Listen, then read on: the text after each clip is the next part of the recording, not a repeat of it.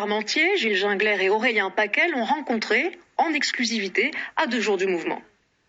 C'est la seule interview qu'il accordera cette semaine. Marc Magan est responsable Europe de la société de transport Uber, une société très polémique.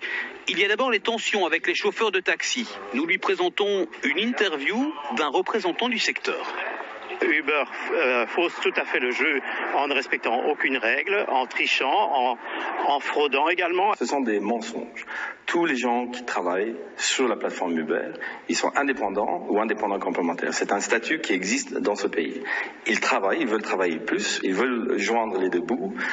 Donc ils paient leurs impôts, on est à la fin de l'année fiscale, ils font leur contribution sociale et 80% de chaque course reste dans la poche du chauffeur qui ensuite déclare cela à l'État.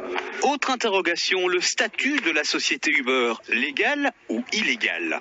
Il faut dire que Uber n'est pas illégal en Belgique. Ce sont que les tribunaux, c'est la justice qui décide si quelque chose est légal ou illégal face aux règles existantes. Nous, on dit tout simplement que le cadre réglementaire, la réglementation qui protège une infime minorité des ayants droit doit être modernisée.